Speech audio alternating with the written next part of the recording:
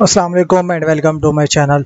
तो ये video specially females के लिए है, गर्ल्स के लिए। अगर वो फीमेल्स बैचलर के लिए अप्लाई करना चाहती हैं पाकिस्तान की किसी भी स्पेसिफिक यूनिवर्सिटी में, या वो एमएस एमफिल करना चाह रही हैं पाकिस्तान की किसी भी स्पेसिफिक यूनिवर्सिटी में, तो आज की इस वीडियो में मैं आपको उस स्कॉलरशिप का नेम बताने जा रहा हूँ जिसका नेम है द स्कॉटलैंड पाकिस्तान स्कॉलरशिप।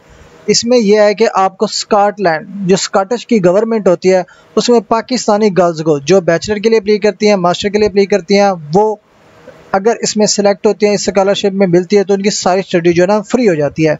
और इसमें जो है ना स्पेशली उन गर्ल्स के लिए जो लड़कियां विद डिसेबिलिटीज़ के साथ हैं, या देहात से रूरल एरिया से बिलोंग करती हैं, या मिनॉरिटी ग्रुप से बिलोंग करती हैं, तो उनके लिए बेस्ट अपॉर्चुनिटी है कि वो इस स्कॉलरशिप के लिए अप्लाई करें। अगर आप इस स्कॉलरशिप के लिए अप्लाई करना चाह रही हैं तो आप 31 अगस्त 2025 तक अप्लाई कर सकती हैं। ठीक है, अब ये जो स्कॉलरशिप है आपको स्कॉटलैंड की गवर्नमेंट फंड करेगी, लेकिन पढ़ेंगे आप पाकिस्तान में ही। ठीक है, अब ये जो है ना कोलैबोरेशन इसे बिल्कुल बनता है, लाइक पाकिस्तानी की और ब्रिटिश काउंसिल की।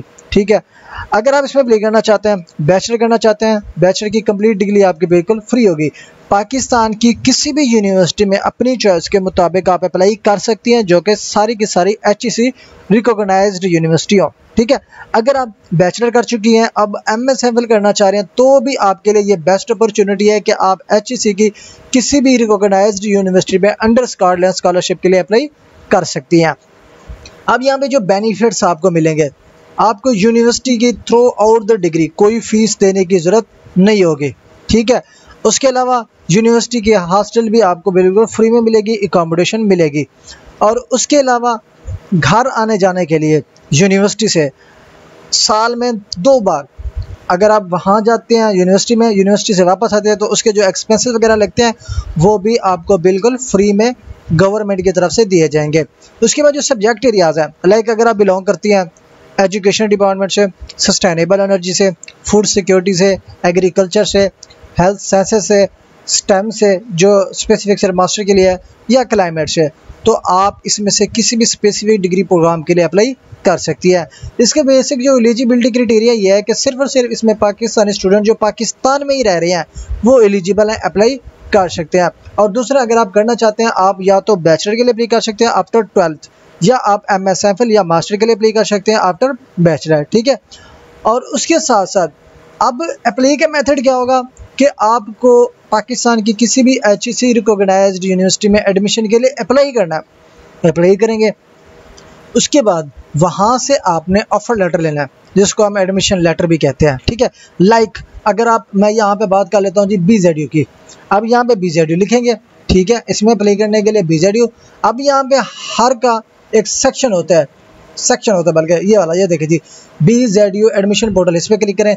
अब यहाँ पे जाके आपने एडमिशन के लिए अप्लाई करेंगे, 400 से 500 इसका चालान होगा, वो पे करेंगे।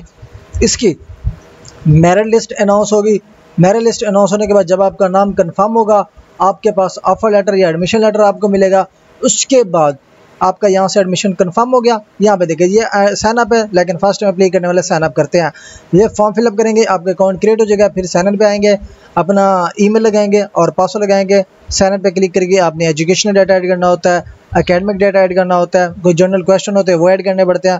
उसके बाद आपको एप्लीकेशन जो है ना फाइनलाइज करनी पड़ती है। तो ये ओवरऑल प्रोसीजर होता है इसमें एप्लीकेशन सबमिट करने का। ये सिर्फ BZU नहीं, किसी भी यूनिवर्सिटी में आप अप्लाई करना चाहते हैं तो। ठीक है, अब यहाँ पे देखिए जी, स्कॉटिश पाकिस्तानी, अगर आप बैचलर के लिए अप्लाई करना चाहते हैं तो उन्होंने एक सेपरेट यहाँ पे PDF अटैच की हुई है। ठीक है, इस पर क्लिक करते हैं ना, इस पर। अब ये लिंक है, इस लिंक पे जो अप्लाई करेंगे वो बैचलर के लिए स्टूडेंट अप्लाई करेंगे। अब इस लिंक पे जो अप्लाई करेंगे वो स्टूडेंट करेंगे MS एमफिल के लिए अप्लाई करेंगे। ठीक है, अब दोनों के सेपरेट सेक्शन भी गिवन है, लिंक भी गिवन है। हर स्टूडेंट अपने स्पेसिफिक सेक्शन में जाके अपनी एप्लीकेशन जो है ना सबमिट करेगा, स्कॉलरशिप के लिए अप्लाई करेगा। उसके बाद अगर आप इस स्कॉलरशिप के बारे में कोई फ्रीक्वेंटली आस्क्ड क्वेश्चन देखना चाहते हैं तो इस पर क्लिक कर सकते हैं, पढ़ सकते हैं।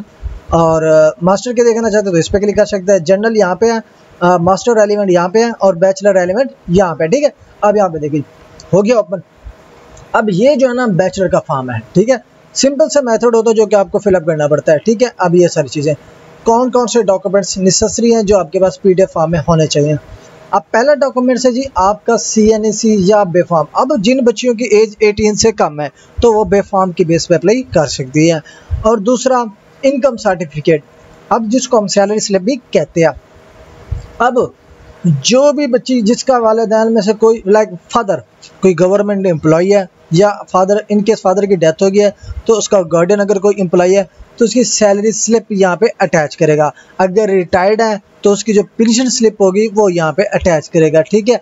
और उसके साथ जिनका ऑक्यूपेशन गवर्नमेंट में नहीं है लाइक डेली वेजर्स हैं तो वो इनकम सर्टिफिकेट अपनी बनवा के लेंगे। अब इनकम सर्टिफिकेट कहाँ से मिलती है, यहाँ पे आप गूगल पे हैं इनकम सर्टिफिकेट फॉर्मेट, यहाँ से आप डाउनलोड कर सकते हैं या लाइक इनकम सर्टिफिकेट फॉर्मेट, ठीक है। यहाँ पे इंटर कर दें। अब इंटर करेंगे ना तो यहाँ पे आपको मुख्तलिफ फॉर्मेट मिल जाएंगे, ठीक है। आप इनमें से कोई भी फॉर्मेट डाउनलोड करके इसको फिलअप करेंगे और अपने एरिया के चेयरमैन से या तहसीलदार से सिग्नेचर करा के आपने इसको वेरीफाई करा लेना, ठीक है। अब उसके बाद क्या है जी, आपके पास आ जाता है जी कॉपी ऑफ सर्टिफिकेट्स, जिसको हम डिग्री भी कहते हैं या ट्रांसक्रिप्ट कहते हैं या रिजल्ट कार्ड कहते हैं, ये आपके पास होने चाहिए। उसके बाद जिस यूनिवर्सिटी में आपने अप्लाई किया है उसका ऑफर लेटर कहाँ पे है वो आपने यहाँ पे अटैच करना है। उसके बाद जो आपने एडमिशन लेटर कंफर्म किया है, क्योंकि जब आप एडमिशन कंफर्म करते हैं तो आपको वहाँ के पहले सेमेस्टर की फ़ीस पे करनी पड़ती है, ठीक है। अब वो पे करेंगे ना, उसका जो ट्यूशन फीस का जो चलान होगा प्रोग्राम होगा वो आपने यहाँ पे अटैच करना है, ठीक है।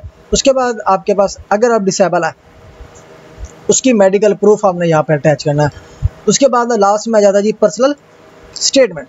अब ये 500 से 1000 वर्ड पर मुश्तमिल होना चाहिए।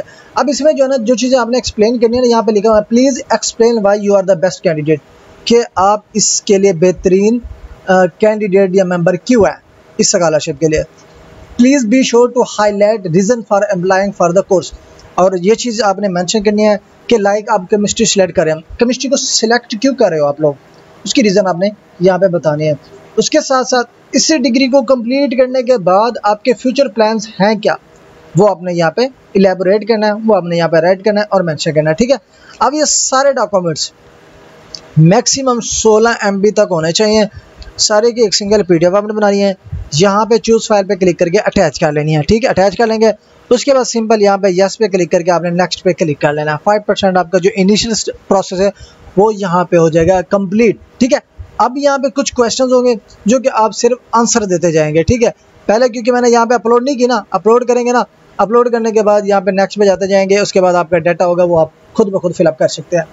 उसके बाद आ जाता है यहाँ पे मास्टर का MS MPhil का, ठीक है। सेम वही प्रोसीजर है, यहाँ पे डॉक्यूमेंट्स अटैच करें, यस पे क्लिक करेंगे, नेक्स्ट पे क्लिक करेंगे, उसके बाद आपका फर्दर अपना एजुकेशनल डाटा आपका स्टार्ट हो जाएगा, वो फिलअप करते जाएंगे और लास्ट में जाके अपनी एप्लीकेशन जो है ना आपने फाइनलाइज कर लेनी है।